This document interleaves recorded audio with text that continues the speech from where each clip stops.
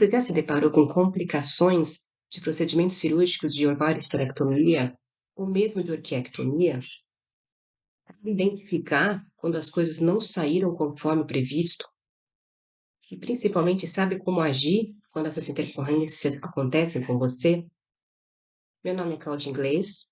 Bem-vindos à aula inaugural do curso de esterilização cirúrgica de cães e gatos Vet Sapiens Pet Care.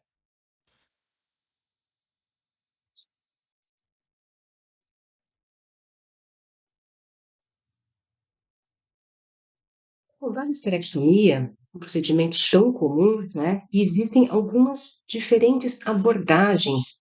Nós vamos falar um pouquinho aqui se existe realmente uma vantagem de uma sobre a outra.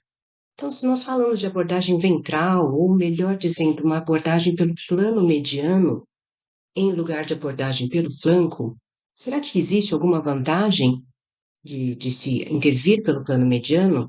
Então, na verdade, em alguns países, né, como Estados Unidos, Brasil, é muito comum a realização de ovário-esterectomia por abordagem através do plano mediano. Já em países como o Reino Unido, eh,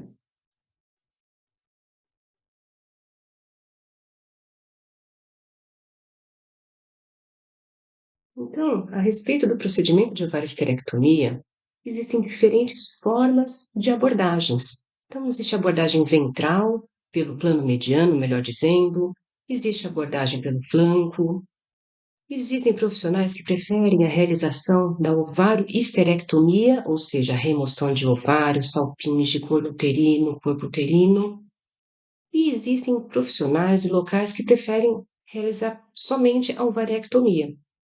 Então, remoção somente dos ovários permanecendo órgãos e corpo uterino. Então, por exemplo, Estados Unidos e Brasil é muito popular, é muito comum utilizar uma abordagem pelo plano mediano e a realização de ovário-esterectomia. Já em países como a Alemanha, por exemplo, a ovariectomia ela é bem popular. No Reino Unido, utiliza-se a abordagem pelo flanco com uma certa frequência. Então, existem, né, isso gera uma série de debates, existem uma série de estudos retrospectivos que visaram comparar essas diferentes técnicas. E a conclusão que eles chegaram é que não existe diferença significativa, tá, entre a ocorrência das complicações piometra de Couto ou incontinência urinária quando utiliza uma técnica ou a outra. E existe, inclusive, um estudo prospectivo, tá, que comparou essas duas técnicas, tá, e principalmente no que se refere às escalas de dor e ao tempo cirúrgico, não houve também uma diferença significativa. Tá? Um dos principais pretextos para a utilização da ovariectomia ao invés da ovarioesterectomia seria justamente o fato dela ser menos invasiva, mais rápida, menos causadora de traumas, mas pelo menos esses estudos não mostraram que isso acontece. Então, a gente vai se ater a falar realmente de todas as complicações e detalhes da ovarioesterectomia sendo abordada pelo plano mediano, a abordagem ventral, e é a que nós mais utilizamos aqui no nosso país. Bom, essa técnica, ela é extremamente comum, tá? É o tipo, tanto a ovarioesterectomia quanto a orquiectomia são procedimentos de alta frequência na rotina de pequenos animais. Eles são os procedimentos mais realizados na rotina de pequenos animais. E é claro, tudo que a gente vê com uma alta frequência, também espera-se que pode acontecer, existe a probabilidade de acontecer um número maior de complicações. E essas complicações, elas são várias. Muitas delas as pessoas nem se lembram, né? Então, hemorragias, talvez sejam as mais populares, as mais preocupantes, as deiscências de ferida cirúrgica, a presença de ovário remanescente, a piometra de culto uterino, a incontinência urinária, os traumas a tecidos adjacentes e principalmente aqui o trauma de ureter, tá? E as aderências, né, que podem acontecer em qualquer procedimento cirúrgico intraabdominal. Então, nós vamos começar com talvez o mais temido de todos, que é a hemorragia, né? Talvez porque no caso de algumas hemorragias, não se tenha muito tempo para agir, tá? Então, a primeira que nós vamos abordar. A hemorragia, sabe-se que ela é muito mais frequente em cães maiores, cães que têm uma quantidade maior de tecido adiposo intraabdominal, tá? Um estudo menciona que as complicações relacionadas a hemorragias, elas chegavam a quase 80% em cães acima de 20 quilos e muito mais baixas em cães com menor peso, tá? Isso porque muitas vezes eles têm uma coleção de tecido adiposo que dificultam bastante os procedimentos, principalmente ligados à hemostasia, tá? Então a gente sabe que nesses animais de porte maior, ela é realmente mais preocupante. E ela tem várias origens, né? A hemorragia ela pode começar simplesmente de tecido cutâneo, de pele, de tecido celular subcutâneo, tá? Ela pode também ser desencadeada durante a abertura da musculatura, principalmente se inadvertidamente acaba seccionando arteríolas que trazem um sangramento bem incômodo, né? Elas podem advir dos pedículos ovarianos, que talvez sejam as mais desafiadoras para nós lidarmos no momento da intervenção cirúrgica. Elas podem ver muitas vezes simplesmente no momento de incisar o ligamento largo do útero, tá? Principalmente em determinadas fases do ciclo estral das fêmeas, ou também, às vezes, no momento da secção do corpo uterino. Ou seja, nós temos várias possíveis origens de sangramento durante uma ovarioesterectomia. E é importante que nós conheçamos todas para identificar, na presença de um sangramento, qual é a origem e assim conseguir intervir adequadamente. Então, vamos conhecer quais são essas estruturas, né? As principais estruturas que nós fazemos, né, as intervenções, as ligaduras intraabdominais, são a artéria e veia ovariana, tá? Identificadas aqui nesse paciente, tá? Que são as mais profundas, as que trazem mais dificuldade, muitas vezes, de isolamento e de realização de uma ligadura adequada, e artérias e veia uterina, tá? Que também são abordadas no momento da ligadura do corpo uterino. Qual é o problema da hemorragia, né? Nem toda hemorragia ela é potencialmente fatal, né? Muitas vezes a hemorragia ela vai trazer apenas uma complicação, vai dificultar a visualização das estruturas, ela dificulta o transoperatório. Isso vale para qualquer procedimento cirúrgico, né? Quando aquele tecido fica todo tingido de uma mesma cor, isso dificulta o cirurgião na identificação das estruturas e na realização da técnica correta. Lembrar que o sangue é meio de cultura, então mesmo uma hemorragia de subcutânea, ela pode vir a trazer complicações, né, e deve ser evitada. Dentro do abdômen, principalmente, ela pode ser também causadora de aderências, o que é extremamente indesejável.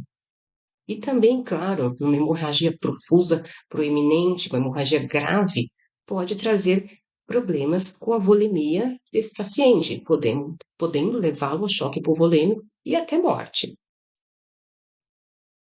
Como que nós vamos identificar o paciente que possa estar sofrendo de sangramento, que possa estar sofrendo de hemorragia? É aquele paciente que vai ter aquela recuperação lenta, que você já estava esperando poder liberá-lo, que você já estava esperando que ele tivesse alerta, e ele ainda está, muitas vezes, extremamente deprimido, ainda sedado, aquele paciente que não consegue ficar sem o tubo de oxigênio. Então, esses são alguns indícios, esses são alguns sinais de alerta de que algo pode não estar indo bem. Claro, aquele paciente que está com mucosas hipocoradas ou pálidas, lembrar que ele pode estar concomitantemente hipotenso, somente hipotenso ou ainda hipotenso por conta da própria hemorragia, tá? E um dos indicativos também, isso nós estamos falando das fêmeas, é o sangramento pela incisão cirúrgica. Então, muito cuidado para não menosprezar esse sangramento e atribuir a sangramento de subcutâneo, né? Então, sempre ficar atento se notar sangramento pela ferida cirúrgica, de que pode ser um alerta que ela possa estar com hemorragia intraabdominal. Como que nós fazemos esse diagnóstico, né? Então, situação ideal é que esse animal tenha acesso a um diagnóstico por imagem, né? Então, existe o EIFAST, né, que é uma modalidade de ultrassom, em que por algumas janelas específicas, né? Então, janela diafragmática hepática, janela hepato-renal, espleno-renal e cistocólica, identifica-se a presença de líquido livre, tá? Que possivelmente seja sangramento. Então, o ideal é que esse animal permaneça algumas horas, preferencialmente, isso claro que é avaliado caso a caso, permaneça ao menos uma noite após o procedimento cirúrgico para que consiga ter esse tipo de monitoração. Só que, por vezes, nós não temos acesso à ultrassonografia, ou mesmo, a ultrassonografia ela é também sujeita a erros, ela é operador dependente, exige uma certa experiência, exige um conhecimento na manipulação do equipamento, né? E se existe essa suspeita, uma forte suspeita, pode ser lançada a mão a abdominocentese, tá? Em que, com o catéter, faz punção, né, da região abdominal e observa-se se obtém-se alguma coleção sanguinolenta, tá? Preferencialmente inicia-se logo caudal a cicatriz umbilical, não sobre a cicatriz, porém caudal a mesma, para evitar ligamento falciforme. Se essa suspeita persiste e a punção foi negativa, pode-se direcionar um pouco à direita, tá? E mesmo assim, no insucesso, pode-se fazer em 4 quadrantes, tá? Circundando aqui a região umbilical. Lembrar que a abdominocentese ela pode ter falsos negativos também, tá? Principalmente deve-se evitar fazer a aspiração com seringa, pois isso favorece que tecidos moles, principalmente o aumento, venham a obstruir o catéter. Pode ser útil também no catéter fazer pequenos orifícios com uma lâmina de bisturi mesmo, tá? Para facilitar, na verdade, para dificultar essa aderência de tecido frouxo, de aumento que possa obstruir a ação do catéter, tá? E realizar em 4 quadrantes. Existe algum risco? Existe um risco de eventualmente perfurar uma víscera oca, de eventualmente perfurar um baço que esteja no aumento maior, mas geralmente é um procedimento seguro de ser realizado e importante no diagnóstico de presença de sangramento, de hemorragia intraabdominal. É bom, principalmente quando for realizar a abdominocentese, né, para evitar essas linhas que ligam os mamilos, né, que seriam regiões por onde correm os vasos epigástricos. E se a gente está fazendo uma punção e atinge inadvertidamente esses vasos, a gente pode ter uma contaminação, uma coleção sanguínea que não está vindo de dentro do abdômen. Então, apenas fugir dessa região no momento que estiver funcionando a região do abdômen. E lembrar que para a gente conseguir uma punção positiva, precisa ter uma quantidade mínima, né? Ao redor de 5 a 6 ml quilo. Então, por vezes, uma punção negativa, ela não é assertiva de que não há uma hemorragia abdominal. Talvez seja necessário que seja repetida ou, mais uma vez, idealmente, que seja acompanhada de ultrassonografia. Então, baseado no exame físico, aquele animal que está com mucosas hipocoradas, eventualmente taquicárdico, com baixo estado mental, mais o exame ultrassonográfico, mais testes laboratoriais, né, que possam justificar que esse animal está passando, está chegando a apresentar um quadro de hemorragia, que pode-se eventualmente entrar em ação e intervir, né? Existem métodos chamados conservadores, né? Um deles um pouco controverso, que eu já vou mencionar. Então, esse animal ele pode necessitar de fluidoterapia de ressuscitação, dependendo do estágio em que ele estiver, dependendo do estado de hipovolemia em que ele estiver, tá? Pode ser necessária também a utilização de hemoderivados, tá? Então, são animais que podem, dependendo da quantidade de sangue que ele perdeu, ser necessária a reposição. Tá? E existem, que a gente pode encontrar em algumas literaturas, um tipo de bandagem, tá? Uma bandagem de compressão abdominal, que ela é um pouco controversa, né? Existem autores que recomendam e autores que contraindicam, né? Caso ela seja realizada, é importante que os membros pélvicos sejam incorporados, tá? Senão a gente vai prejudicar o retorno venoso, ok? E que, idealmente, que ela não fique ali alguns autores falam em 12 horas, mas geralmente não fique acima de 4 a 6 horas, tá? O ideal é que ela permaneça, né, exerça uma certa pressão intra-abdominal que coíba o sangramento. Porém, essa pressão muitas vezes é um pouco difícil de ser avaliada, de ser monitorada, e ela pode ser excessiva e acabar causando mais dano, né, mais lesão isquêmica a alguns órgãos. Então, por isso que ela é muitas vezes contraindicada por alguns autores.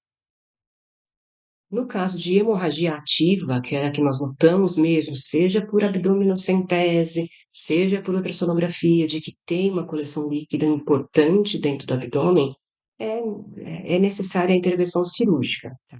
Então, a exploração cirúrgica, já é um desafio, porque já fica cada vez mais difícil de identificar a origem desse sangramento, tá? Se existe em algum pedículo, alguns atores recomendam, inclusive, que sejam religados todos os pedículos, os dois pedículos ovarianos e o culto uterino, porque por vezes, né, numa reintervenção, é um pouco difícil de a gente identificar qual é realmente a região que está tendo essa hemorragia.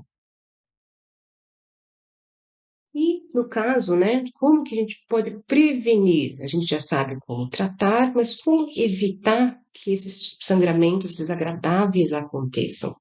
Então, essa é a premissa da técnica cirúrgica, né? A hemostasia ela tem que ser plano a plano. Então, antes de chegar na musculatura, antes de fazer a abertura da parede abdominal para adentrar o abdômen, se existe sangramento de pele, se existe sangramento de subcutâneo, ele deve ser controlado, tá? Porque, mais uma vez, é sangue que vai estar entrando na cavidade abdominal, favorece infecção, favorece aderência, dificulta a visualização.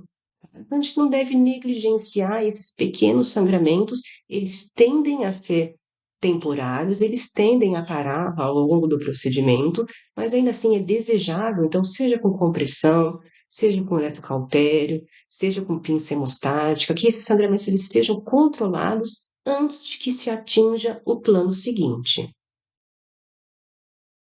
Quando for chegar na musculatura, né, por que se fala tanto de de tentar sempre entrar na cavidade abdominal pela linha branca, pela linha alba? Porque ela é avascular, tá? Então, ela é a junção da poneurose da musculatura do abdômen e ela não causa sangramento no momento que você incide.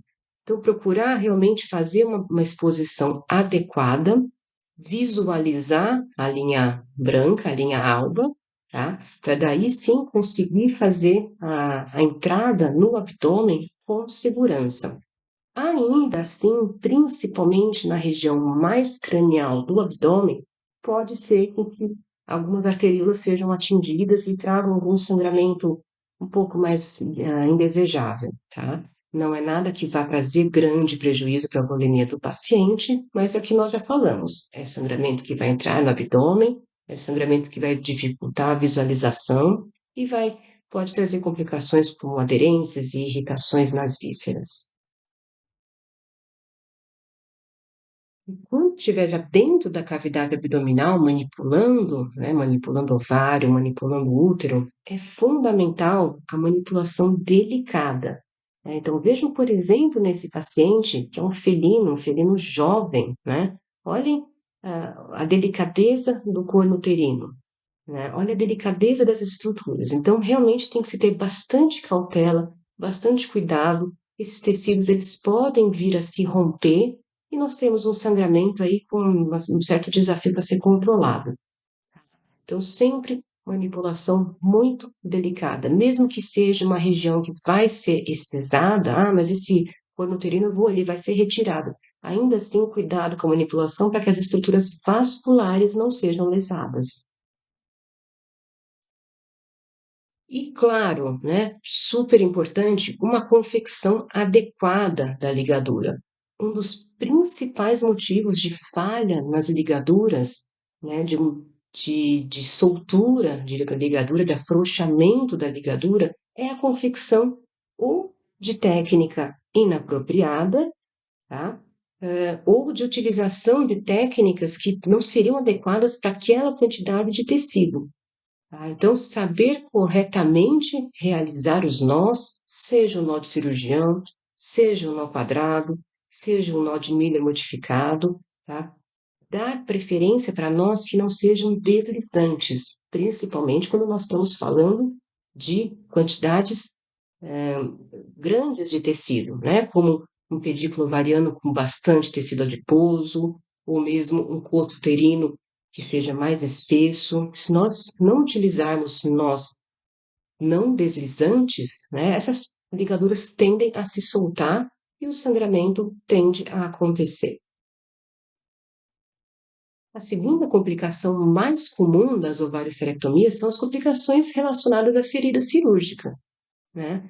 Que tipo? O que elas são? Né? Então, principalmente os seromas, que é a coleção de fluido sero-sanguinolento entre os planos anatômicos, principalmente no subcutâneo, a própria infecção da ferida cirúrgica, a deiscência da ferida cirúrgica, então quando a gente tem o colapso da sutura, né, e ela se abre. Então, quais são as causas? O porquê que elas acontecem? Existem algumas causas, tá?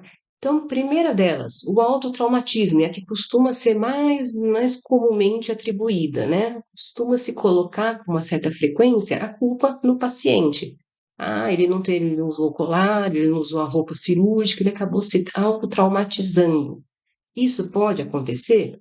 Pode, tá? Mas geralmente ele se autotraumatiza porque ele está ou com algum desconforto importante, tá? Isso pode ser porque a analgesia não foi adequada, então ele está com dor, então ele procura se traumatizar por conta disso, ou porque as técnicas que foram utilizadas de sutura também estão trazendo desconforto para ele, ou às vezes foi realmente alguma falta de cuidado, de controle, em que ele se sentiu incomodado por algum motivo e conseguia fazer a lambedura da ferida cirúrgica.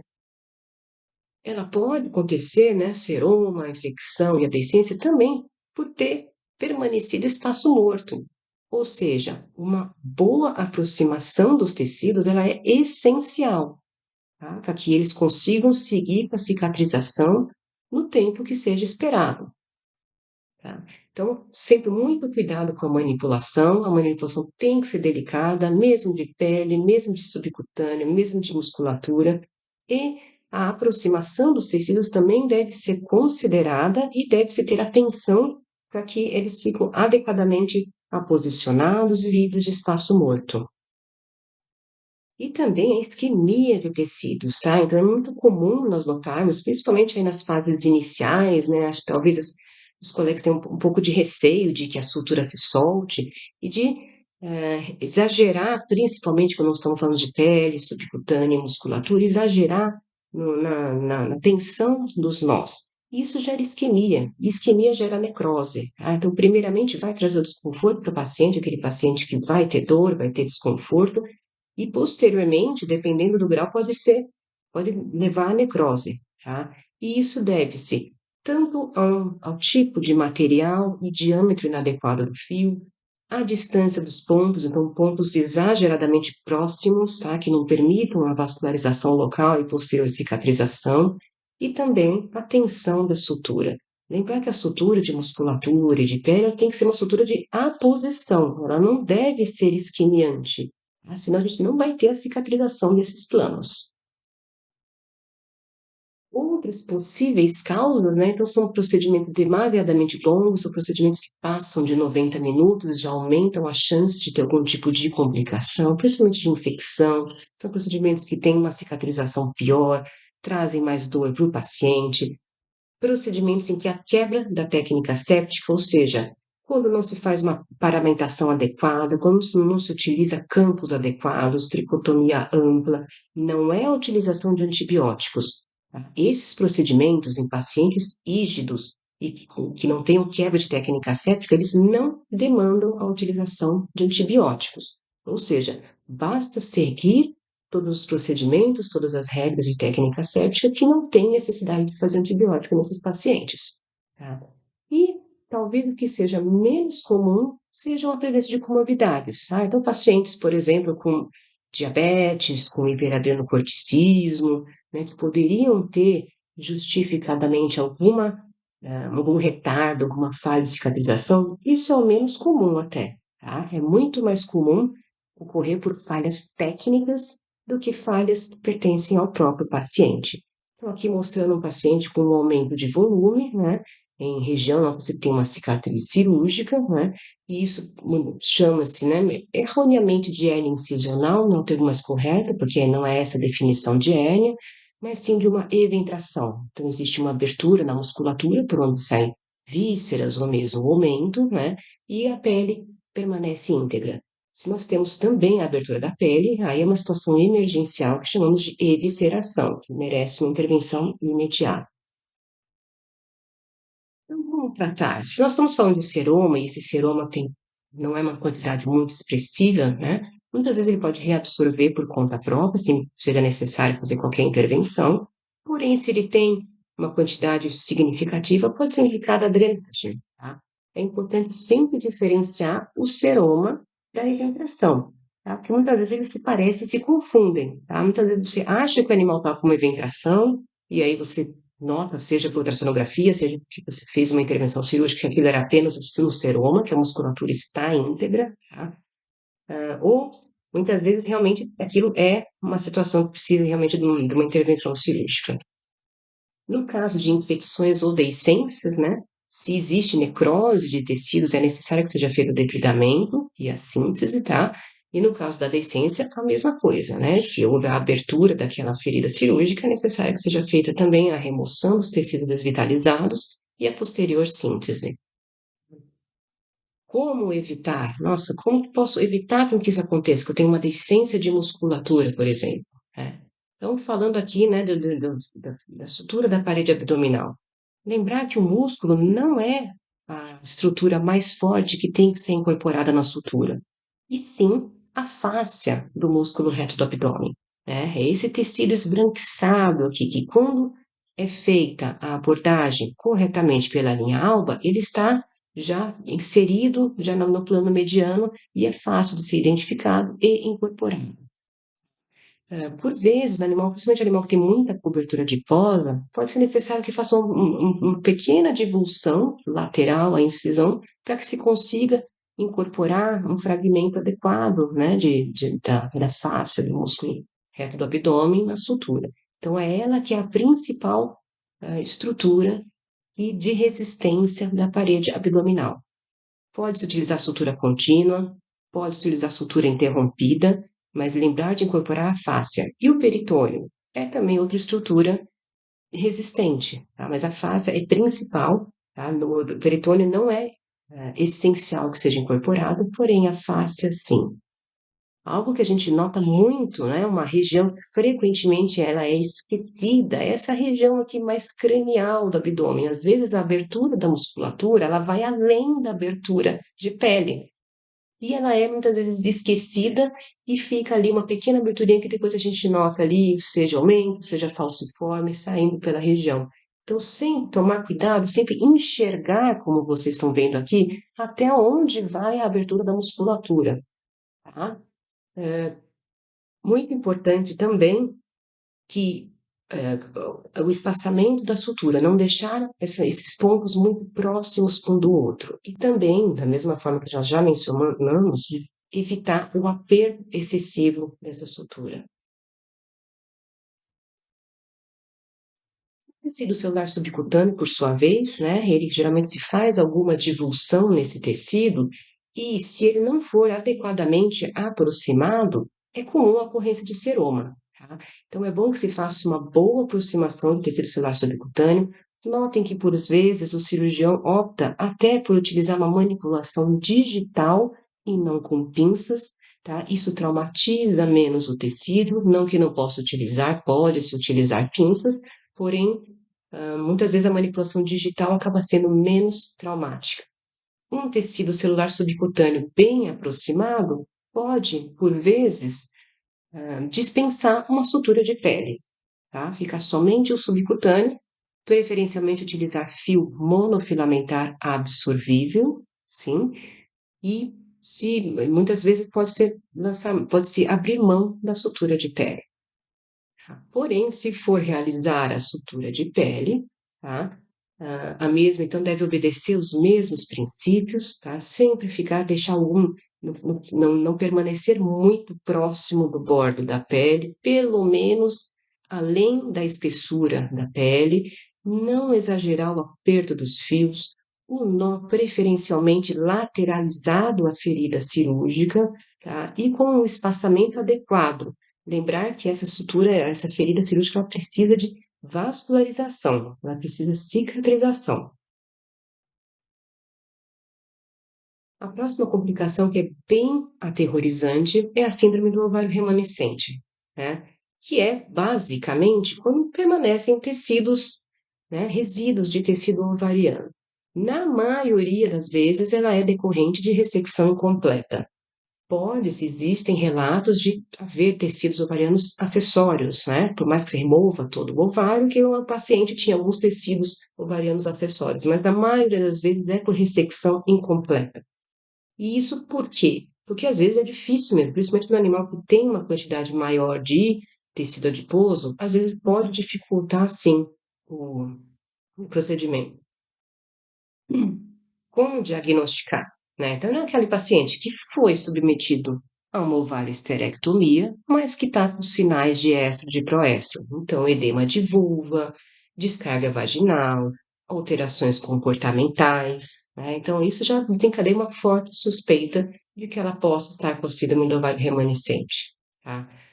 Como tratar? E também, né, nesses pacientes que têm essa alteração comportamental, pode-se lançar mão para diagnóstico, né? Tanto a citologia vaginal, a dosagem hormonal, essa já com algumas dificuldades em termos de diagnóstico definitivo, e a ultrassonografia, que ela visualiza a estrutura, seja de tecido sólido, sejam estruturas císticas em região de pedículo ovariano. E o tratamento? O tratamento não tem como, é a remoção cirúrgica, mas já é uma remoção, já é um procedimento bem mais desafiador, porque a gente já está lidando com aderências, nós já estamos bem próximos aqui do polo caudal do rim, né? E o que que é o que mais preocupa, né? Nesta região aqui, muitas vezes a gente está passando, nota-se que está passando o ureter, né? Então, por vezes, nessa divulsão aqui, se houver um grau grande de aderência, se houver fibrose, pode eventualmente ter algum tipo de lesão de ureter, então deve-se ter bastante cuidado, bastante precaução. Como prevenir, né? Então, é fundamental uma exposição adequada, tá? E isso se deve a uma incisão cirúrgica em local adequado, né? Então, lembrar que cadelas, o pedículo ovariano, ele é mais cranialmente, mais localizado mais cranialmente do que, por exemplo, em gatas, né? Então, a incisão cirúrgica nas cadelas, ela é mais cranial. A gata, por outro lado, ela tem um corpo uterino mais curto, então a incisão nas gatas cirúrgica, ela é mais caudal, tá? Então, lembrar que muitas vezes o excesso de tecido adiposo, ele pode dificultar a visualização do ovário. Então, é muito importante em que digitalmente consiga-se identificar aonde está o ovário, onde ele começa e onde ele termina. Por que que às vezes é dificultoso a gente conseguir exteriorizar o ovário? Porque existe um ligamento, que é o ligamento suspensor do ovário, tá? E às vezes ele está muito cranial, ele está curto, e é difícil a gente conseguir exteriorizar e posicionar tanto as pinças hemostáticas quanto a ligadura, né? E aí existe uma técnica que é a ruptura ou o estiramento do ligamento suspensor do ovário. Tá? Essa manobra ela deve ser feita com bastante cautela, preferencialmente na inserção do ligamento suspensor. Tá? Notem aqui que após o estiramento que o ovário ele veio com muito mais facilidade, né? Sempre no sentido lateromedial, ok? Para evitar lesões vasculares, e mesmo após a sua ruptura, muito cuidado com a manipulação, porque existe ainda um plexo vascular em que vai ser feita a ligadura e que se deve ter atenção e cuidado. Piometra de coto uterino, né? Então, se tinha, né, uma crença antiga de que a piometra de coto uterino era resultante de uma ressecção incompleta do corpo uterino. Só que isso caiu por terra totalmente, né? Tanto é que nos países em que se faz ovariectomia, permanece todo o útero, tanto o corpo quanto os cornos uterinos. E não teve ocorrência maior de piometa nesses animais, né? Na verdade, ela acontece devido há uma permanência de tecido ovariano. Então, é a mesma fisiopatologia da piometra normalmente, uma exposição do endométrio continuada aos hormônios, ele vai sofrer um espessamento, um acúmulo de secreção e sofrer contaminação, tá? Então, como que diagnostica? Mais ou menos semelhante como se diagnostica a piometra propriamente dita, que todo mundo conhece, né? Então, se a cérvix estiver aberta desse paciente, ela vai ter secreção vaginal, purulenta, fio sanguinolenta, né? E, porém, se ela for de cérvix fechada, é igualzinho. Ela vai ter todos os sinais de inapetência, apatia, eventualmente febre, sinais de infecção, e que pode ser um desafio de chegar nesse diagnóstico. São sinais inespecíficos. A ultrassonografia também ela ajuda, então ela vê um ponto uterino preenchido por líquido, tá? E o tratamento também e consiste na intervenção cirúrgica, ressecção desse tecido uterino e, claro, se nós falamos que é decorrente de tecido ovariano remanescente, ressecção desse tecido, tá? Então é um procedimento extenso, é uma reintervenção, que é bem mais difícil do que uma primeira intervenção portanto, pode trazer complicações sérias. Como prevenir? São as mesmas estratégias que nós falamos já para prevenir a síndrome do ovário remanescente. Então, uma adequada exposição do ovário, tá? Posicionamento adequado das ligaduras, distante, né? Essas ligaduras elas têm que ser mais proximais ou mais profundas, deixando espaço para fazer a ressecção do ovário, tá? Sempre, né, ligaduras de boa qualidade, ligaduras apropriadas, né? E evitar, muitas vezes, fazer a ressecção muito próxima do ovário. Então, por isso que muitas vezes, se ele for desenvolver alguma dificuldade em visualizá-lo, de digitalmente identificar os limites do ovário. Lesões em estruturas adjacentes, né? Vou falar uma das mais graves aqui, existem várias, tá? Então, lembrar do ureter, né? Que o ureter ele tem uma relação um pouco próxima aqui, né? Ele vem caudal, ele sai aqui do hilo renal e ele percorre no sentido caudal até chegar na vesícula urinária e ele pode ser lesionado em dois momentos, seja na captura de um pedículo ovariano, geralmente quando tem escape, perda do pedículo ovariano, se faz uma apreensão em massa, né? Podendo atingir o ureter, ou seja, aqui na região do corpo uterino, tá? Que pode-se inadvertidamente acabar englobando o ureter na ligadura ou mesmo acidentalmente incisionando, né? E é bem grave, né? Então, se houver a incisão do ureter, nós vamos ter um quadro de uroabdômen, ou se houver a incorporação do ureter numa ligadura, aí nós vamos ter um quadro obstrutivo. E esse quadro obstrutivo, ele pode demorar bastante a se manifestar. Porque lembrar que se a gente tem um outro rim funcional, esse animal vai demorar para demonstrar a azotenia. Então, esse quadro ele pode estar evoluindo e culminar, inclusive, para perda renal, né? Como é o caso desta paciente, esse é o caso do professor André Faro, coordenador do nosso curso, em que ela foi, por um outro motivo, ela chegou ao hospital para tratamento de uma outra afecção, tá? E notou-se, né, que ela tinha um desconforto da palpação abdominal, e no fim ela tinha um quadro de hidronefrose, né? Que culminou, né, no momento da intervenção cirúrgica. Então, aqui vocês podem notar o rim extremamente dilatado, o ureter extremamente dilatado, né, onde notou-se aqui a presença de ligaduras incorporando o ureter, né? E era num estágio já bem avançado, porque se isso é descoberto logo no início, é possível tentar restabelecer o fluxo, mas em estágio avançado, infelizmente, o paciente acaba tendo que sofrer uma nefrectomia e com remoção também do ureter, né? Então, é uma situação bem grave e que tem que se ter muita cautela para evitar esse tipo de lesão durante um procedimento, principalmente, né? Claro, todos os procedimentos, mas principalmente procedimentos eletivos, como as ovário-esterectomias, tá? Como que ele previne, né? Primeiro, claro, o conhecimento anatômico. Deve-se saber qual é a trajetória do ureter, para assim conseguir evitá-lo, né? Ajuda, né, o esvaziamento da bexiga. Uma bexiga muito repleta, não só que pode aumentar a chance de se atingir o ureter, mas ela dificulta todo o procedimento cirúrgico, né?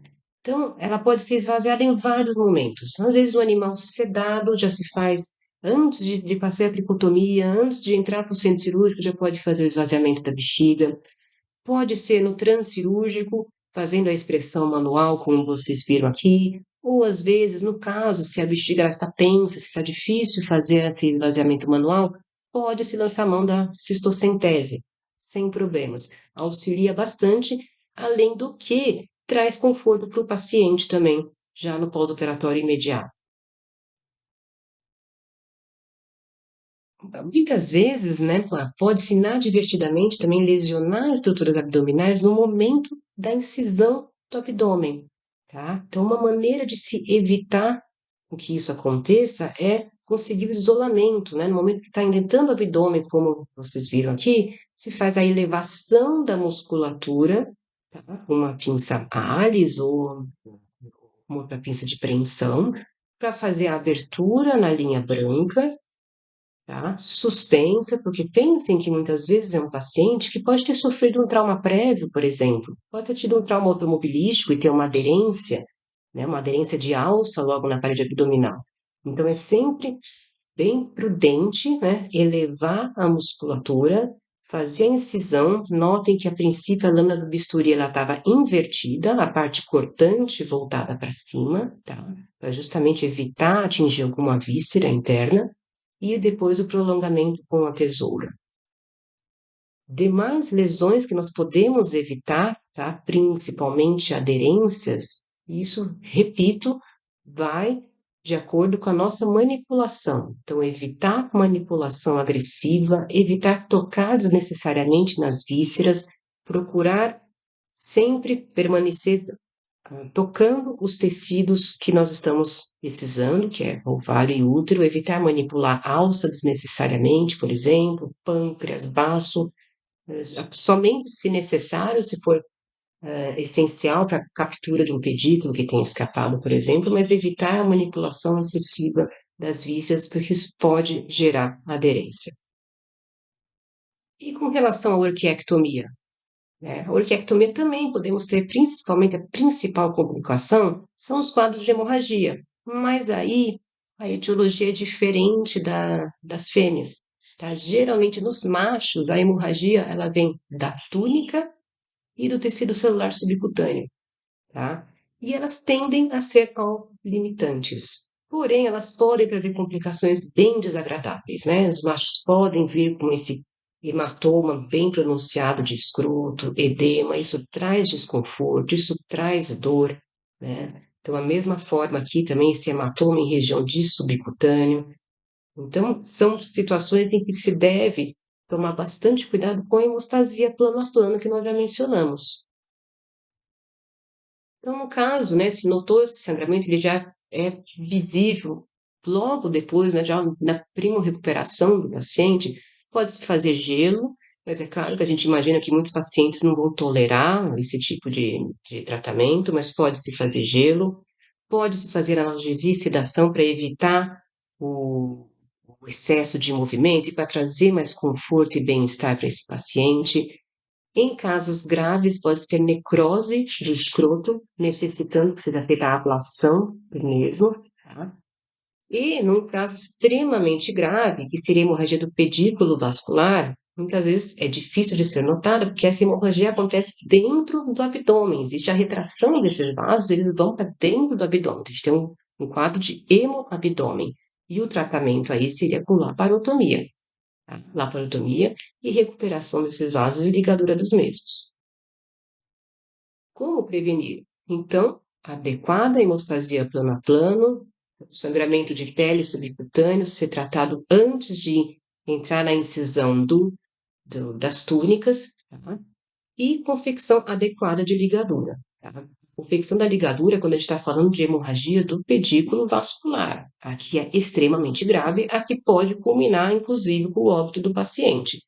Então, não é somente um hematoma de escroto, um hematoma de região da ferida cirúrgica.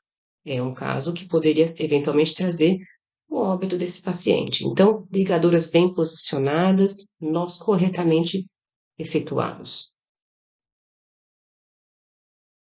Outras complicações, né? Até me adiantei, então manipulação cuidadosa, lembrar que aquelas vísceras, elas são sujeitas a trauma, a inflamação quando manipuladas, essas inflamações vão propiciar adesões, aderências, então manipulação cuidadosa, utilizar material adequado, tá? Principalmente fios de sutura adequados, evitar fios multifilamentares, fios que possam albergar bactérias, realizar suturas livres de isquemia, suturas que dificultam a vascularização e futuramente a cicatrização, e seguir técnica rigorosamente ascética. Em síntese, as complicações elas são frequentes, infelizmente. Porém, na maioria das vezes elas são evitáveis. Realizando adequadas técnicas cirúrgicas, essas complicações elas tendem a ser mínimas, raras. Então, deve-se, é obrigação do profissional que realiza esse tipo de procedimento tão corriqueiro, tão frequente, é essencial que ele tenha domínio, pleno domínio da anatomia, da técnica cirúrgica e das potenciais complicações. Devemos saber tudo o que pode acontecer para trabalhar contra, para evitar que essas complicações ocorram. Eu aproveito para mostrar para vocês o nosso curso teórico de esterilização cirúrgica. Vocês podem vê-lo no nosso site. Ele é sob a coordenação do professor André Faro. Ele está muito completo. Ele tem aulas teóricas, ele tem a parte anestésica, coordenada pelo professor Eutálio Pimenta, com bastante, tem também toda a parte, né, de saúde pública também, tem vídeos bem ilustrativos, bem educativos, tanto de toda a parte de hemostasia, adequada confecção dos nós, as suturas, as dicas para que não ocorram escapes, técnica de ruptura do ligamento suspensor do ovário, nós antideslizantes, outras técnicas de orquiectomia, então, é um curso que ele traz bastante conceito prático, tá? Porém, abordando os conceitos teóricos essenciais, e ele tem também a presença de 2 e-books, tanto de técnica cirúrgica quanto de anestesiologia, para complementar o estudo. Além da presença de quizzes, que ao final de cada módulo eles estão presentes, e no final existe um quiz geral também para ser respondido. Esse curso, como eu disse, então, ele tem a parte também do módulo anestésico, que está muito bem explorado pelo professor Eutálio.